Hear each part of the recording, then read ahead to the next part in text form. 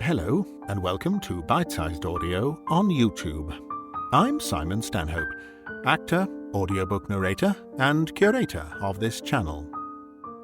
On the channel, I narrate classic short stories, mostly from the Victorian and Edwardian eras, including vintage ghost stories, detective stories, and other classic tales of mystery and suspense. I put notes in the video description with some background information on the authors and the stories if you'd like to read more, and you'll also find links to playlists and podcast series, as well as some compilation videos if you'd like a longer listen. If you enjoy this content, please subscribe, like, share, leave a comment if you'd like to, and thank you for listening.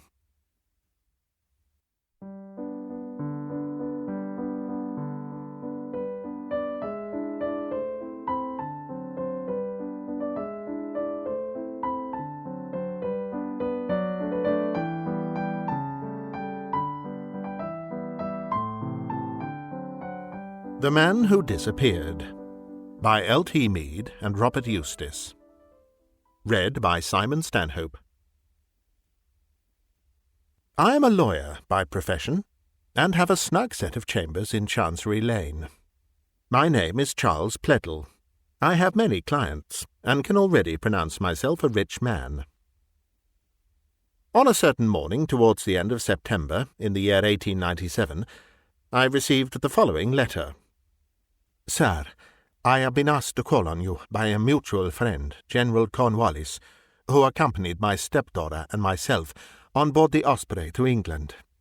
Availing myself of the General's introduction, I hope to call to see you, or to send a representative about 11 o'clock today. The General says he thinks you can give me advice on a matter of some importance. I am a Spanish lady. My home is in Brazil, and I know nothing of England or of English ways. I wish, however, to take a house near London, and to settle down. This house must be situated in the neighbourhood of a large moor or common. It must have grounds surrounding it, and must have extensive cellars or basements, as my wish is to furnish a laboratory in order to carry on scientific research. I am willing to pay any sum in reason for a desirable habitation, but one thing is essential. The house must be as near London as is possible under the above conditions. Yours obediently, Stella Scaife. This letter was dated from the Carlton Hotel. Now, it so happened that a client of mine had asked me a few months before to try and let his house, an old-fashioned and somewhat gruesome mansion situated on a lonely part of Hampstead Heath. It occurred to me that this house would exactly suit the lady whose letter I had just read. At 11 o'clock, one of my clerks brought me in a card. On it were written the words, Miss Muriel Scaife. I desired the man to show the lady in, and a moment later a slight, fair-haired English girl entered the room. Mrs. Scaife is not quite well, and has sent me in her stead. You have received a letter from my stepmother, have you not, Mr. Pleydell? I have, I replied. Will you sit down, Miss Scaife? She did so. I looked at her attentively. She was young and pretty. She also looked good, and although there was a certain anxiety about her face, which she could not quite repress, her smile was very sweet. Your stepmother, I said, requires a house with somewhat peculiar conditions. Oh, yes, the girl answered. She is very anxious on the subject. We want to be settled within a week. Well, that is a very short time in which to take and furnish a house, I could not help remarking. Yes, she said again, but all the same, in our case, it is essential. My stepmother says that anything can be done if there is enough money. Well, that is true, in a sense, I replied, smilingly. If I can help you, I shall be pleased. You want a house on a common. On a common or moor? It so happens, Miss Scaife, that there is a place called the Rosary at Hampstead, which may suit you. Here are the particulars. Read them over for yourself, and tell me if there is any use in my giving you an order to view." She read the description eagerly. Then she said, "I am sure Mrs. Scaife would like to see this house. When can we go?" "Well, today, if you like, and if you particularly wish it, I can meet you at the Rosary at 3 o'clock." "Oh, that will do nicely," she answered. Soon afterwards she left me. The rest of the morning passed as usual, and at the appointed hour I presented myself at the gates of the Rosary. A carriage was already drawn up there, and as I approached, a tall lady with very dark eyes stepped out of it. A glance showed me that the young lady had not accompanied her. "You are Mr. Pleydell," she said, holding out her hand to me, and speaking in excellent English. "Yes," I answered. "You saw my stepdaughter this morning?" "Yes," I said again. "I have called to see the house," she continued. "Muriel tells me that it is likely to suit my requirements. Will you show it to me?" I opened the gates, and we entered a wide carriage drive. The Rosary had been unlet for some months, and weeds partly covered the avenue. The grounds had a desolate and gloomy appearance. Leaves were falling thickly from the trees, and altogether the entire place looked undesirable and neglected. The Spanish lady, however, seemed delighted with everything. She looked around her with sparkling glances. Flashing her dark eyes into my face, she praised the trees and avenue, the house, and all that the house contained. She remarked that the rooms were spacious, the lobbies wide, above all things, the cellars numerous. "I am particular about the cellars, Mr. Pleydell," she said. "Well, indeed," I answered. "At all events, there are plenty of them." "Oh, yes, and this one is so large, it will quite suit our purpose. We will turn it into a laboratory. My brother and I— Oh, I have not told you about my brother. He is a Spaniard, Senor Mereso. He joins us here next week. He and I are scientists, and I hope scientists of no mean order. We have come to England for the purpose of experimenting. In this land of the free we can do what we please. We feel, Mr. Pleydell, you look so sympathizing that I cannot help confiding in you, we feel that we are on the verge of a very great, a very astounding discovery, at which the world, yes, the whole world, will wonder. This house is the one of all others for our purpose. When can we take possession, Mr. Pleydell?" I asked several questions, which were all answered to my satisfaction, and finally returned to town, prepared to draw up a lease by which the house and grounds known as the Rosary, Hampstead Heath, were to be handed over, at a very high rent, to Mrs. Scaife. I felt pleased at the good stroke of business which I had done for a client, and had no apprehensions of any sort. Little did I guess what that afternoon's work would mean to me, and still more to one whom I had ever been proud to call my greatest friend. Everything went off without a hitch. The Rosary passed into the hands of Mrs. Scaife, and also into the hands of her brother, Senor Mereso, a tall, dark, very handsome man, bearing all over him the well-known characteristics of a Spanish don. A week or two went by, and the affair had well nigh passed my memory, when one afternoon I heard eager, excited words in my clerk's room, and the next moment my head clerk entered, followed by the fair-haired, English-looking girl who had called herself Muriel Scaife. "I want to speak to you, Mr. Pleydell," she said, in great agitation. "Can I see you alone, and at once?" "Oh, certainly," I answered. I motioned the clerk to leave us, and helped the young lady to a chair. "I cannot stay a moment," she began. "Even now I am followed. Mr. Pleydell, he has told me that he knows you. It was on that account I persuaded my stepmother to come to you about her house. You are his greatest friend, for he has said it." "Well, of whom are you talking?" I asked, in a bewildered tone. "Of Oscar Digby," she replied. "The great traveller, the great discoverer, the greatest, most single-minded, the grandest man of his age. You know him?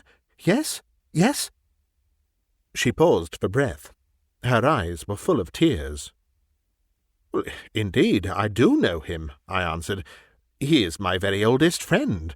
Where is he? What is he doing? Tell me all about him." She had risen. Her hands were clasped tightly together. Her face was white as death. "He is on his way to England," she answered. "Even now he may have landed. He brings great news, and the moment he sets foot in London he is in danger." "What do you mean?" "I cannot tell you what I mean. I dare not. He is your friend, and it is your province to save him." "But from what, Miss Scaife? You have no right to come here and make ambiguous statements. If you come to me at all, you ought to be more explicit." She trembled, and now, as though she could not stand any longer, dropped into a chair. "I am not brave enough to explain things more fully," she said. "I can only repeat my words. Your friend is in danger. Tell him, if you can, if you will, to have nothing to do with us. Keep him at all risks away from us. If he mentions us, pretend that you do not know anything about us. I would not speak like this if I had not cause, the gravest.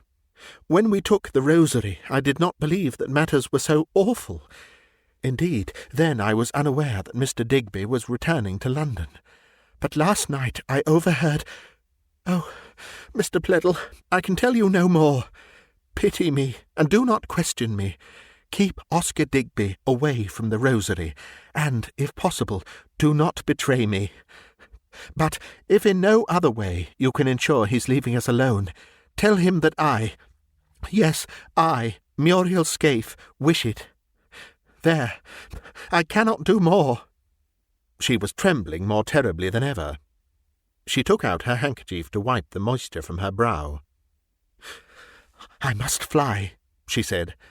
"If this visit is discovered, my life is worth very little." After she had gone, I sat in absolute amazement. My first sensation was that the girl must be mad. Her pallor, her trembling, her vague innuendos pointed surely to a condition of nerves, the reverse of sane.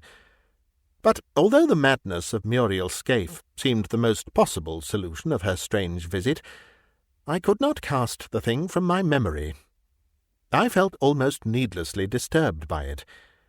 All day her extraordinary words haunted me, and when, on the next day, Digby, whom I had not seen for years, unexpectedly called, I remembered Miss Scaife's visit with a queer and ever-increasing sense of apprehension.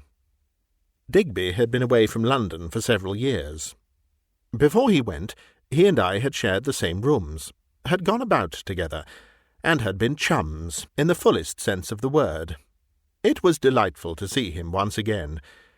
His hearty, loud laugh fell refreshingly on my ears, and one or two glances into his face removed my fears. After all, it was impossible to associate danger with one so big, so burly, with such immense physical strength.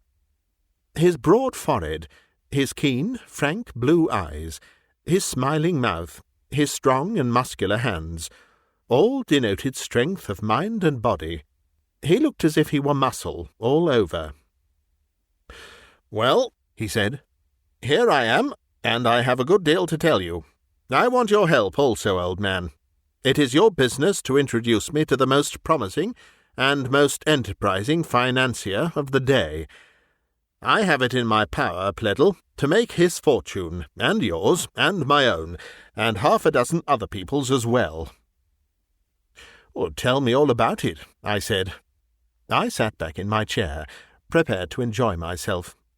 Oscar was a very noted traveller, and thought much of by the Geographical Society. He came nearer to me, and dropped his voice a trifle. "I have made an amazing discovery," he said, "and that is one reason why I have hurried back to London.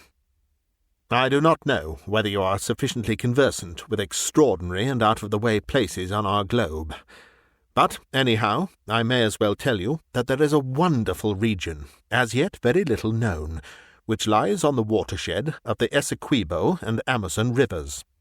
In that region are situated the old Montes de Cristes, or Crystal Mountains, the disputed boundary between British Guiana and Brazil. There also, according to the legend, was supposed to be the wonderful lost city of Manos.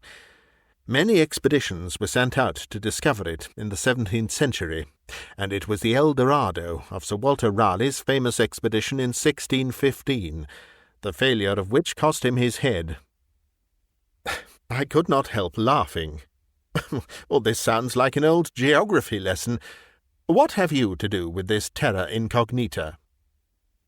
He leant forward and dropped his voice.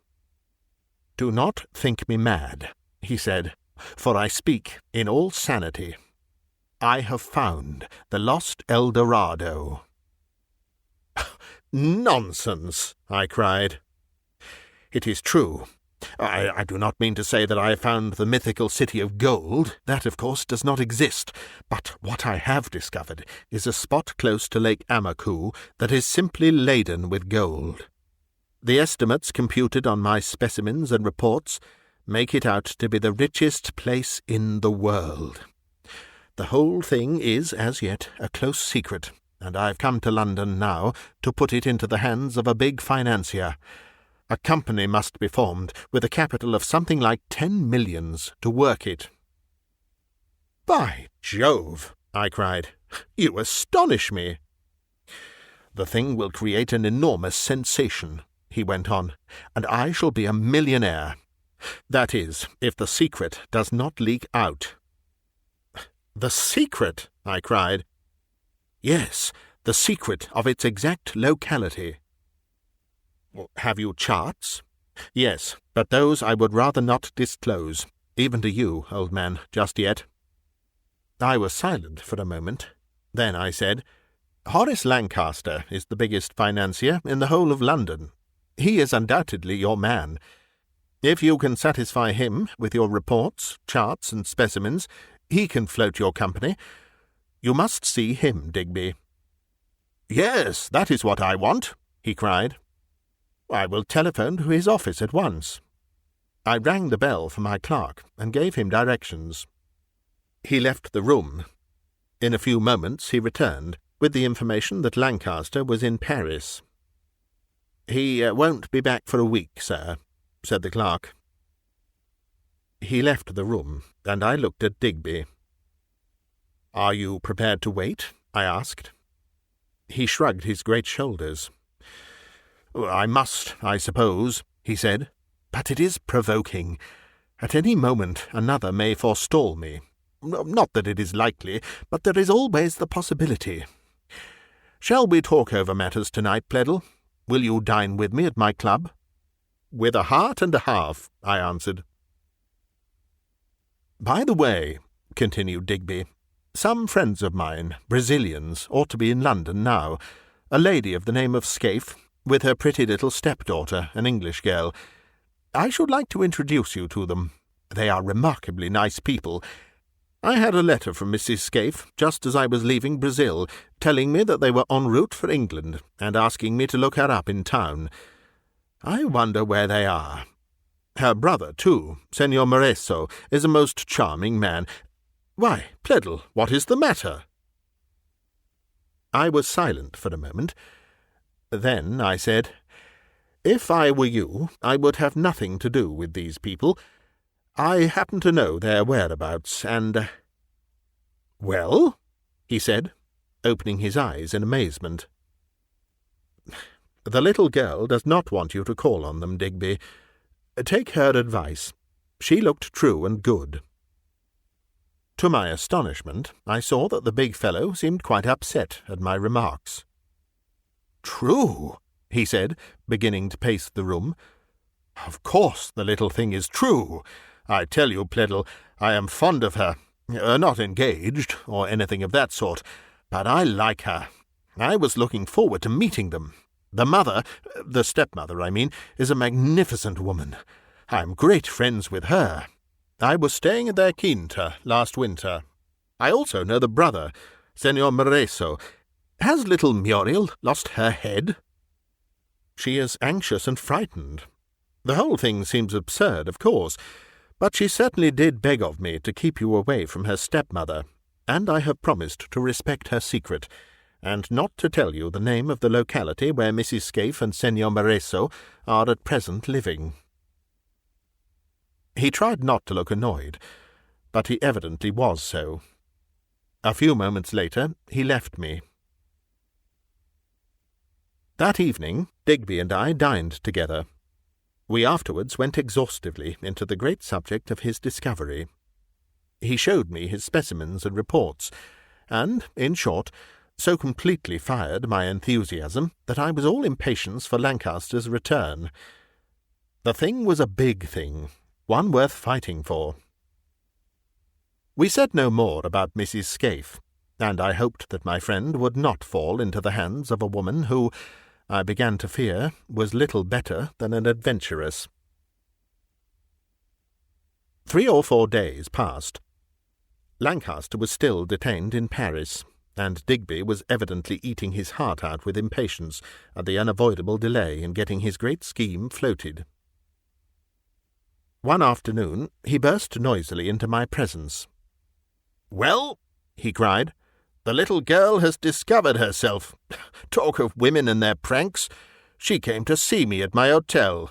She declared that she could not keep away. I just took the little thing in my arms and hugged her. We are going to have a honeymoon when the company is floated, and this evening, Pleydell, I dine at the Rosary. Ha, my friend, I know all about the secret retreat of the Scaifes by this time. Little Muriel told me herself. I dine there tonight, and they want you to come too." I was about to refuse, when, as if in a vision, the strange, entreating, suffering face of Muriel Scaife, as I had seen it the day she implored me to save my friend, rose up before my eyes. Whatever her present inexplicable conduct might mean, I would go with Digby tonight. We arrived at the Rosary between 7 and 8 o'clock. Mrs. Scaife received us in oriental splendour. Her dress was a wonder of magnificence. Diamonds flashed in her raven-black hair and glittered round her shapely neck. She was certainly one of the most splendid-looking women I had ever seen, and Digby was not many moments in her company before he was completely subjugated by her charms. The pale little Muriel looked washed out and insignificant beside this gorgeous creature. Senor Moreso was a masculine edition of his handsome sister. His presence and his wonderful courtly grace of manner seemed but to enhance and accentuate her charms. At dinner we were served by Spanish servants, and a repulsive-looking servant of the name of Samson stood behind Mrs. Scaife's chair. She was in high spirits, drank freely of champagne, and openly alluded to the great discovery. "Oh, you must show us the chart, my friend," she said. "No," he answered, in an emphatic voice. He smiled as he spoke, and showed his strong white teeth. She bent towards him and whispered something. He glanced at Muriel, whose face was deadly white. Then he rose abruptly. "As regards anything else, command me," he said, "but not the chart." Mrs. Scaife did not press him further. The ladies went into the drawing-room, and by Digby and I found ourselves returning to London.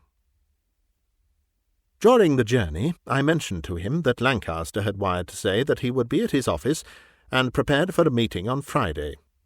This was Monday night. "I'm glad to hear that the thing will not be delayed much longer," he answered. "I may as well confess that I am devoured by impatience." "Your mind will soon be at rest," I replied. "And now, one thing more, old man. I must talk frankly.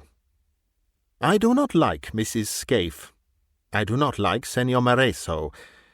As you value all your future, keep that chart out of the hands of those people." "Am I mad?" he questioned. The chart is seen by no living soul until I place it in Lancaster's hands. But all the same, Pleydell," he added, "you are prejudiced. Mrs. Scaife is one of the best of women." "Think her so, if you will," I replied. "But whatever you do, keep your knowledge of your El Dorado to yourself. Remember that on Friday the whole thing will be safe in Lancaster's keeping." He promised, and I left him. On Tuesday I saw nothing of Digby. On Wednesday evening, when I returned home late, I received the following letter. "I am not mad.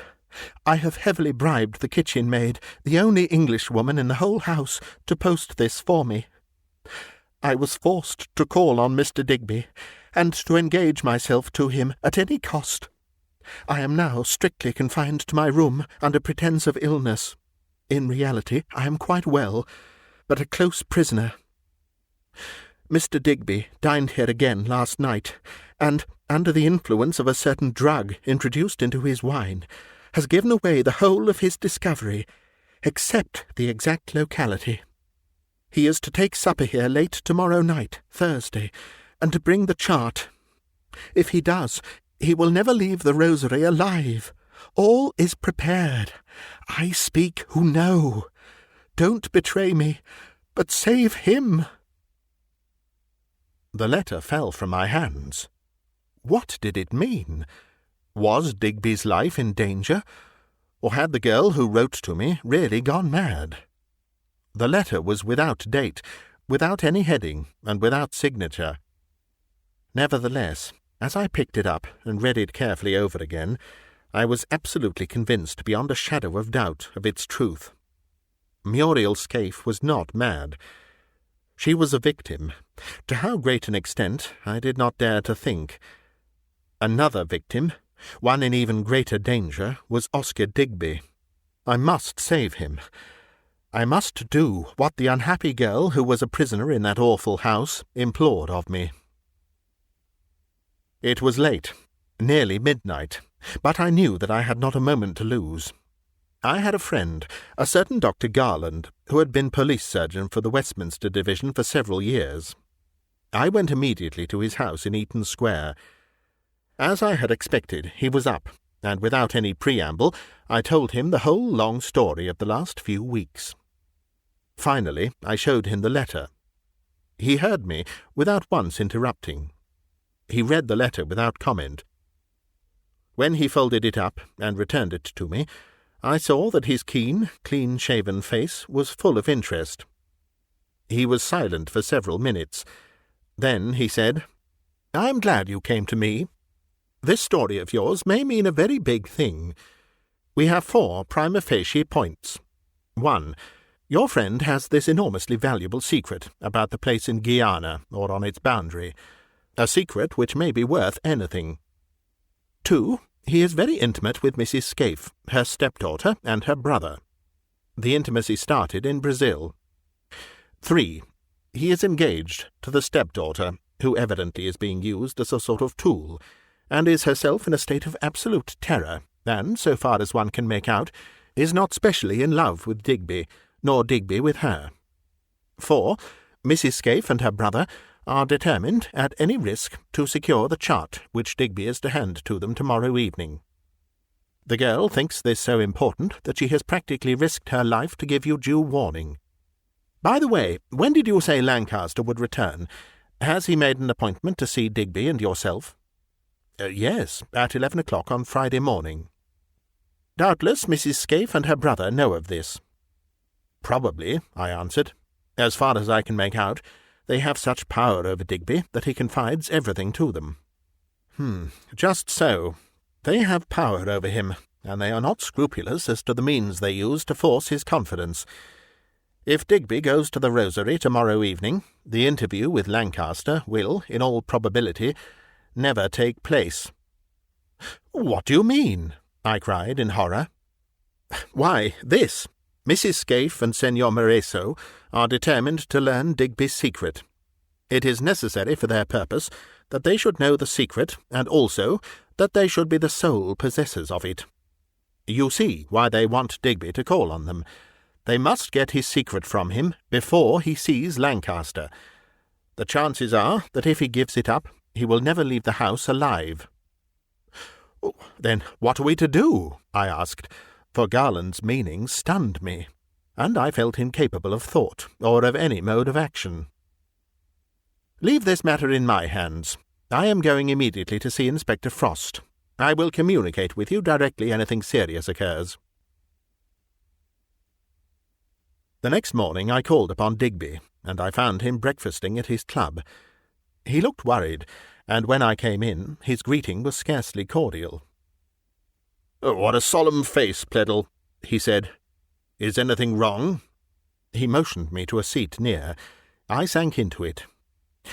"I want you to come out of town with me," I said. "I can take a day off.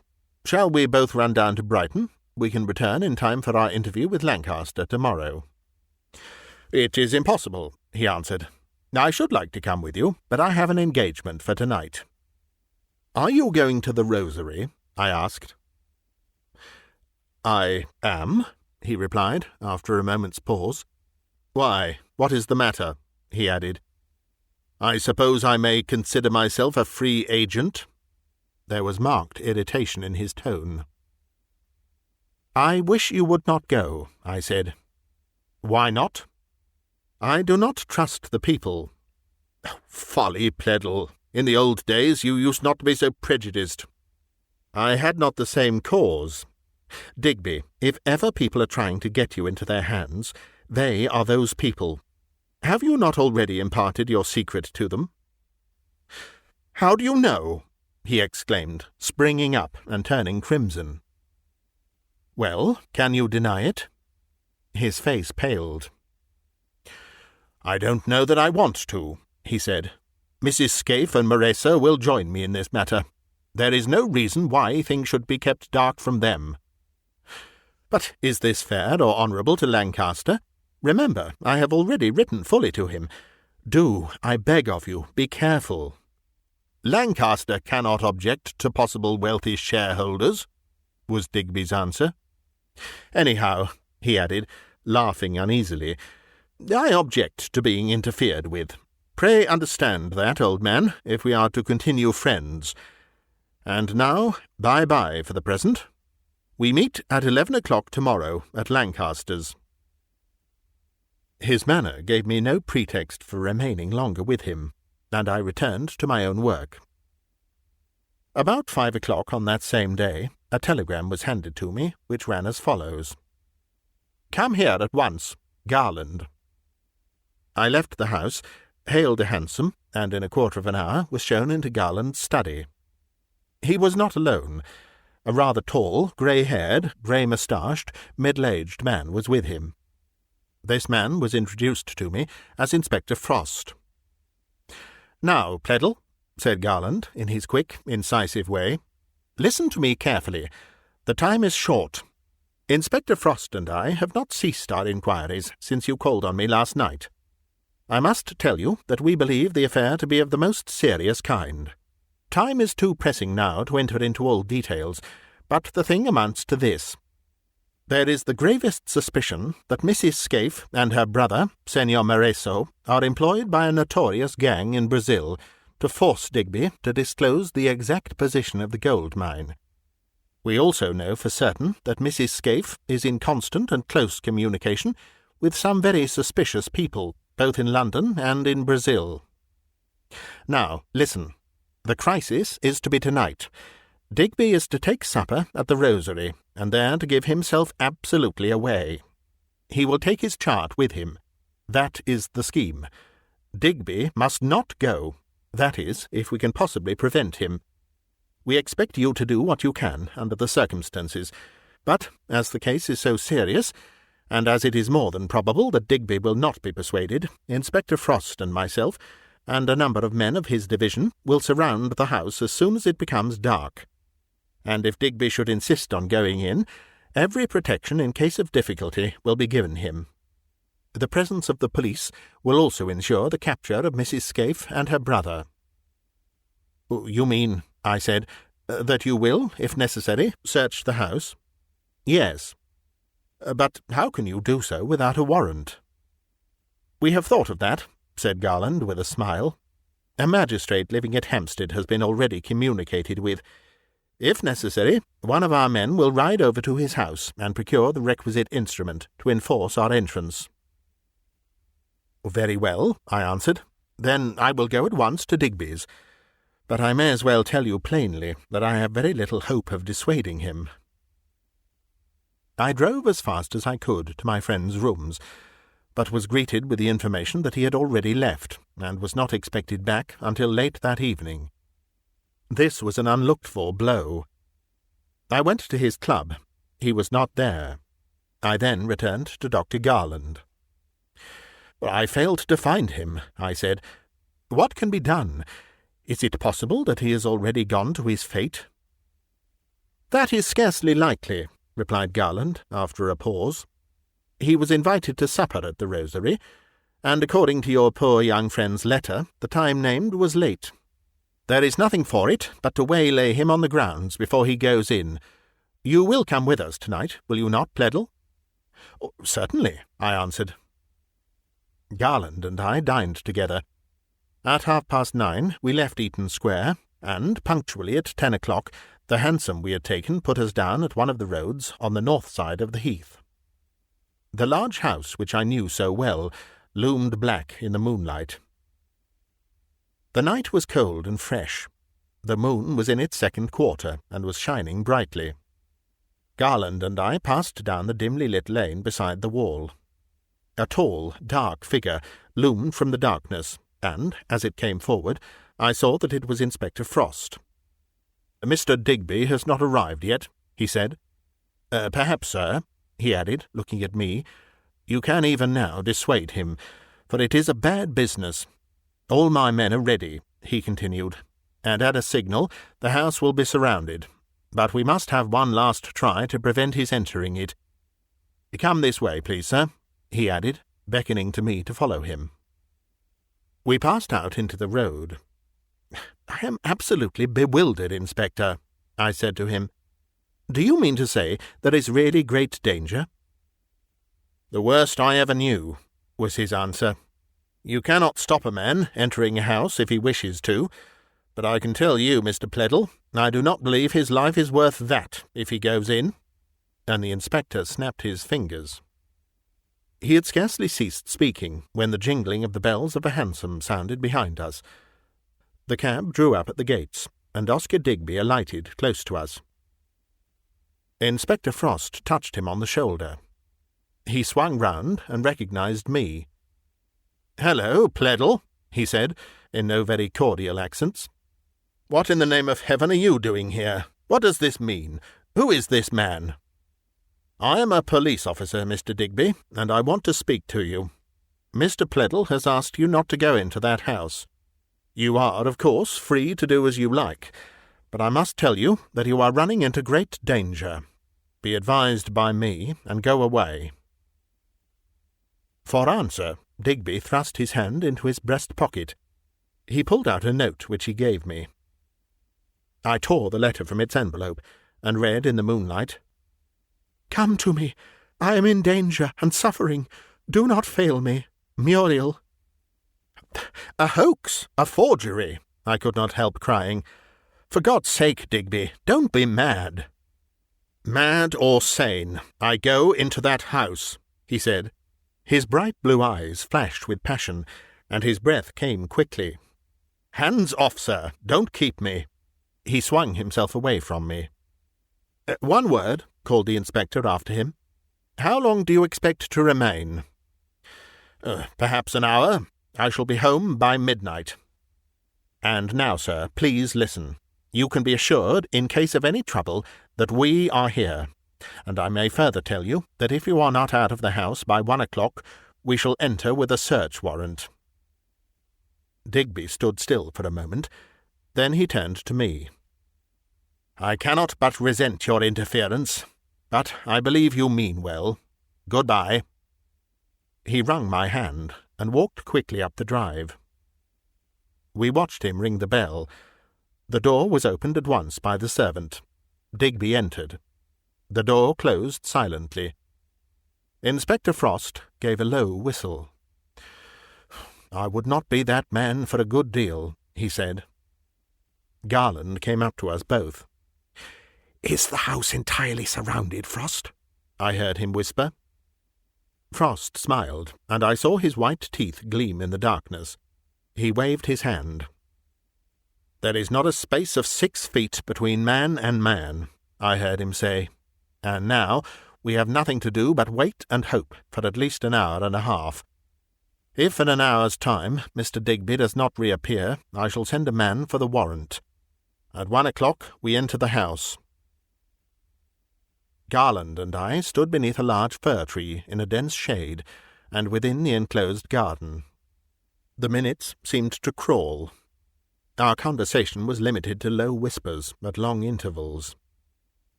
11 o'clock chimed on the church clock nearby. Then 1/2 sounded on the night air. My ears were strained to catch the expected click at the front door latch, but it did not come. The house remained wrapped in silence. Once Garland whispered, "Hark!" We listened closely. It certainly seemed to me that a dull, muffled sound, as of pounding or hammering, was just audible, but whether it came from the house or not, it was impossible to tell. At 11:45, the one remaining lighted window on the first floor became suddenly dark. Still there was no sign of Digby. Midnight chimed. Frost said a word to Garland and disappeared, treading softly. He was absent for more than half an hour. When he returned, I heard him say, "I've got it," and he touched his pocket with his hand as he spoke. The remaining moments went by in intense anxiety, and, just as the deep boom of 1 o'clock was heard, the inspector laid his hand on my shoulder. "Come along, quietly," he whispered. Some sign, conveyed by a low whistle, passed from him to his men, and I heard the bushes rustle around us. The next moment we had ascended the steps, and we could hear the deep whir of the front door-bell as Frost pressed the button. In less time than we had expected, we heard the bolts shot back. The door was opened on a chain, and a face appeared at the slit. "Who are you, and what do you want?" said a voice. "I have called for Mr. Digby," said Frost. "Go and tell him that his friend Mr. Pleydell, and also Dr. Garland, want to see him immediately." A look of blank surprise came over the servant's face. "But no one of the name of Digby lives here," he said. "Mrs. Scaife lives here," replied the inspector, "and also a Spanish gentleman of the name of Senor Moreso. Tell them that I wish to see them immediately, and that I am a police officer." A short conversation was evidently taking place within. The next moment the door was flung open, electric lights sprang into being, and my eyes fell upon Mrs. Scaife. She was dressed with her usual magnificence. She came forward with a stately calm, and stood silently before us. Her large black eyes were gleaming. "Well, Mr. Pleydell," she said, speaking in an easy voice, "what is the reason of this midnight disturbance? I am always glad to welcome you to my house, but is not the hour a little late?" Her words were interrupted by Inspector Frost, who held up his hand. "Your attitude, madam," he said, "is hopeless. We have all come here with a definite object. Mr. Oscar Digby entered this house at 10:15 tonight. From that moment the house has been closely surrounded. He is, therefore, still here." "Where is your authority for this unwarrantable intrusion?" she said. Her manner changed. Her face grew hard as iron. Her whole attitude was one of insolence and defiance. The inspector immediately produced his warrant. She glanced over it and uttered a shrill laugh. "Mr. Digby is not in the house," she said. She had scarcely spoken before an adjoining door was opened, and Senor Moreso, looking gaunt and very white about the face, approached. She looked up at him and smiled, and then she said, carelessly, "Gentlemen, this is my brother, Senor Mareso. The senor bowed slightly, but did not speak. "Once more," said Frost, "where is Mr. Digby?" "I repeat once more," said Mrs. Scaife, "that Mr. Digby is not in this house." "But we saw him enter at 10:15. She shrugged her shoulders. "He is not here now." "He could not have gone, for the house has been surrounded." Again she gave her shoulders a shrug. "You have your warrant, gentlemen," she said. "You can look for yourselves." Frost came up to her. "I regret to say, madam, that you, this gentleman, and all your servants must consider yourselves under arrest until we find Mr. Oscar Digby." "Or that will be forever, then," she replied. "But please yourselves." My heart beat with an unwonted sense of terror. What could the woman mean? Digby, either dead or alive, must be in the house. The operations which followed were conducted rapidly. The establishment, consisting of Mrs. Scaife, her brother, 2 Spanish men-servants, 2 maids, one of Spanish extraction, and the servant who had opened the door to us, were summoned and placed in the charge of a police sergeant. Muriel Scaife was nowhere to be seen. Then our search of the house began.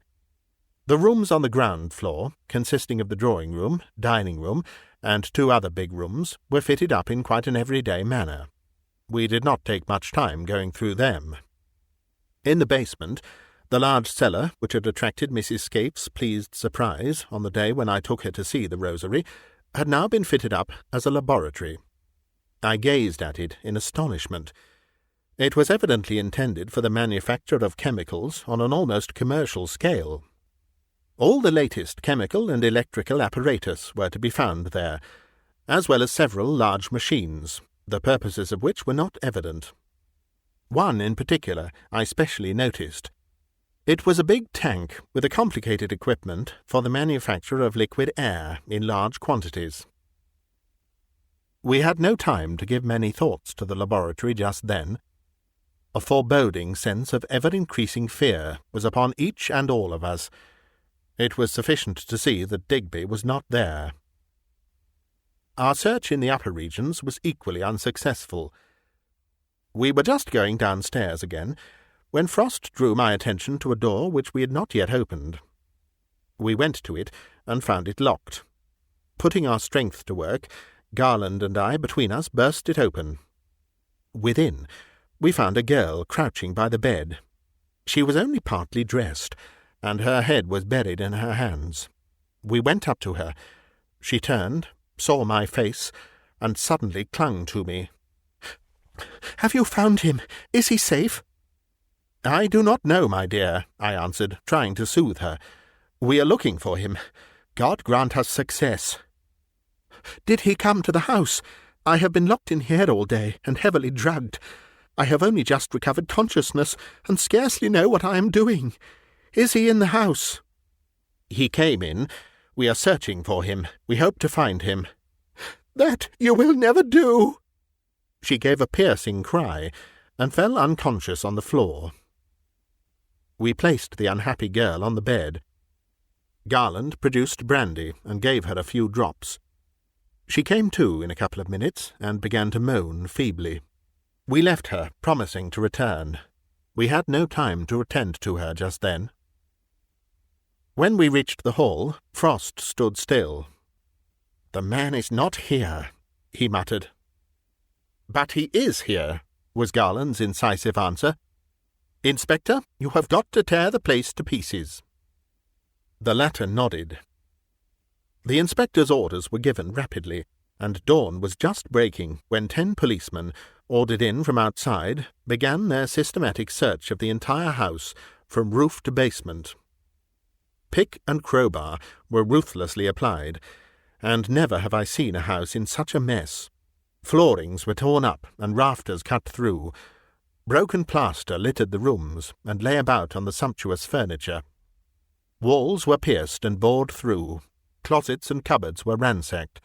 The backs of the fireplaces were torn out and the chimneys explored. Very little was said as our investigation proceeded, and room after room was checked off. Finally, an exhaustive examination of the basement and cellars completed our search. "Well, Dr. Garland, are you satisfied?" asked the inspector. We had gone back to the garden, and Garland was leaning against a tree, his hands thrust in his pockets, and his eyes fixed on the ground. Frost pulled his long moustache and breathed quickly. "Are you satisfied?" he repeated.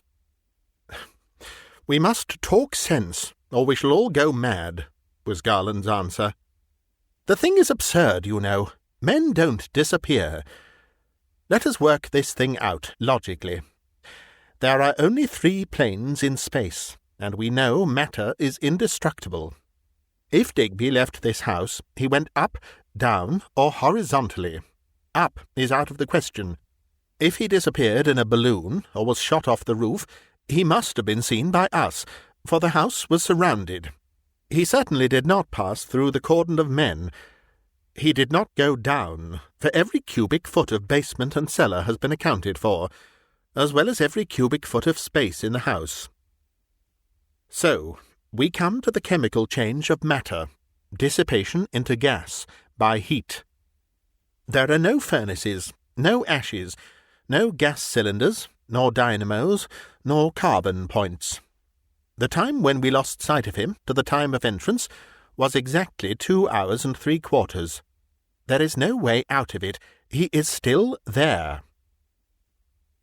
"He is not there," was the quiet retort of the inspector. "I have sent for the Assistant Commissioner to Scotland Yard, and will ask him to take over the case.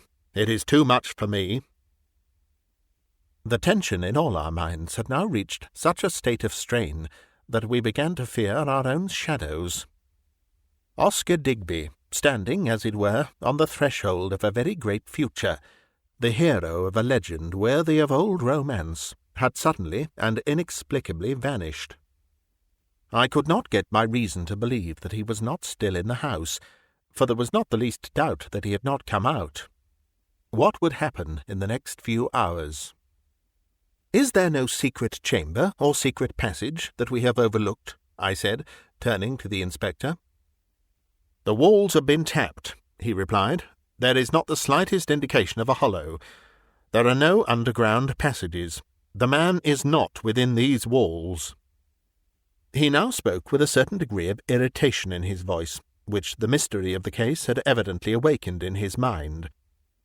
A few moments later, the sound of approaching wheels caused us to turn our heads.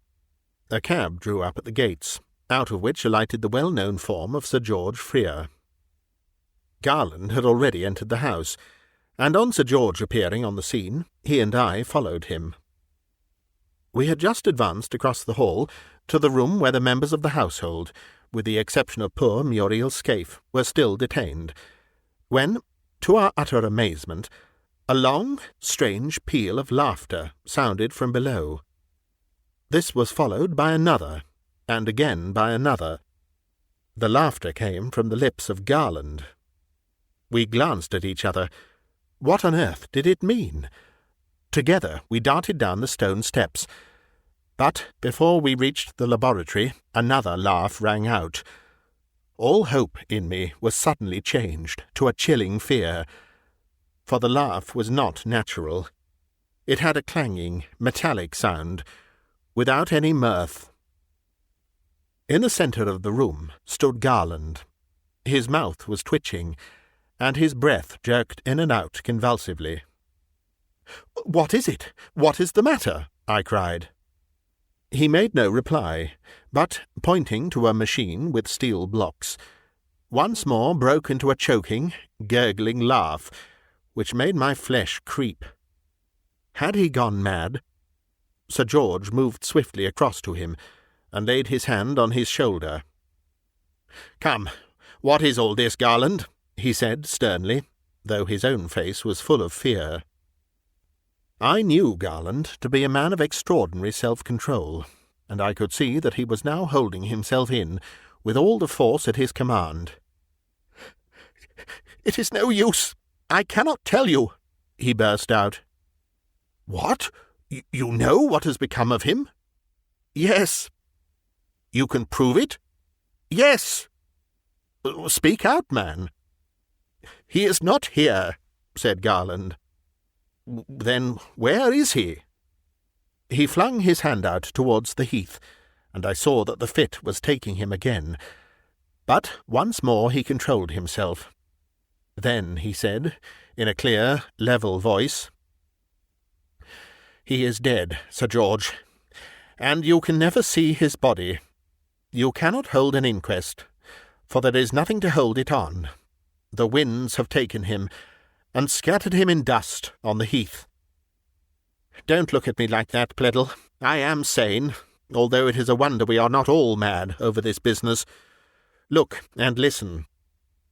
He pointed to the great metal tank. "I arrived at my present conclusion by a process of elimination," he began. "Into that tank, which contained liquid air, Digby, gagged and bound, must have been placed violently, probably after he had given away the chart. Death would have been instantaneous, and he would have been frozen into complete solidity in something like 40 minutes. The ordinary laboratory experiment is to freeze a rabbit, which can then be powdered into mortar like any other friable stone. The operation here has been the same. It is only a question of size. Remember, we are dealing with 312 degrees below 0 Fahrenheit. And then, well, look at this, and these." He pointed to a large machine with steel blocks, and to a bench littered with saws, chisels, pestles, and mortars. "That machine is a stone breaker," he said. "On the dust adhering to these blocks, I found this." He held up a test tube containing a blue liquid. "The Guiacum test," he said. "In other words, blood.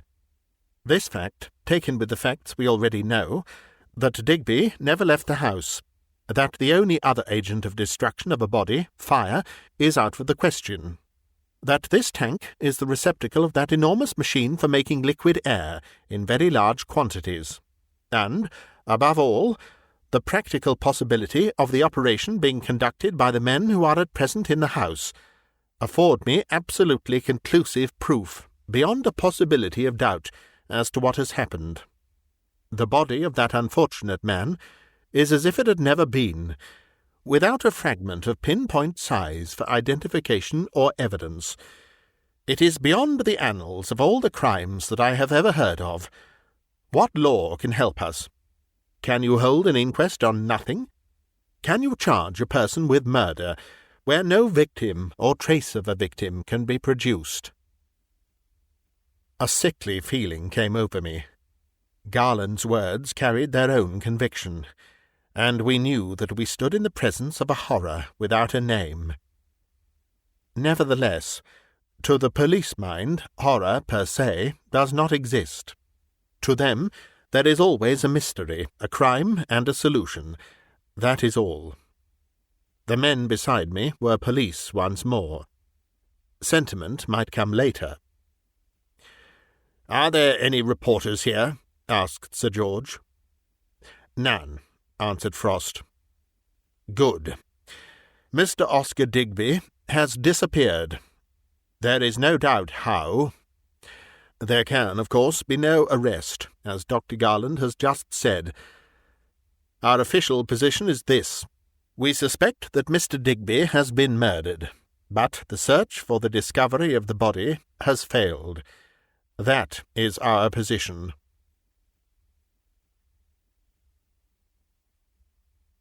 Before I left that awful house, I made arrangements to have Muriel Scaife conveyed to a London hospital. I did not consult Mrs. Scaife on the subject. I could not get myself to say another word to the woman. In the hospital, a private ward was secured for the unhappy girl, and there for many weeks she hovered between life and death. Meanwhile, Mrs. Scaife and her brother were detained at the Rosary. They were closely watched by the police, and although they made many efforts to escape, they found it impossible. Our hope was that when Muriel recovered strength, she would be able to substantiate a case against them. But, alas, This hope was unfounded, for, as the girl recovered, there remained a blank in her memory, which no efforts on our part could fill. She had absolutely and completely forgotten Oscar Digby, and the house on Hampstead Heath was to her as though it had never existed. In all other respects she was well. Under these circumstances we were forced to allow the Spaniard and his sister to return to their own country, our one most earnest hope being that we might never see or hear of them again. Meanwhile Muriel grew better. I was interested in her from the first. When she was well enough, I placed her with some friends of my own. A year ago she became my wife. I think she is happy. A past which is forgotten cannot trouble her. I have long ago come to regard her as the best and truest woman living.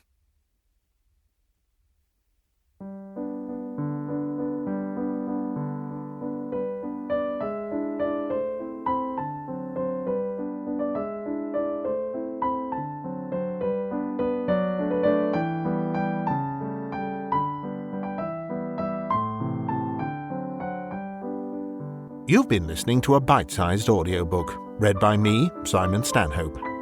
If you enjoy these stories and would like to help me to keep producing new content, you can find links in the video description to my Patreon page or to buy me a coffee. Another way to support me is through my Bandcamp page, bitesizedaudio.bandcamp.com, where you can hear my narrations of many more classic short stories, as well as purchase and download them to keep. This recording is copyright Bitesized Audio 2024. Thank you for listening.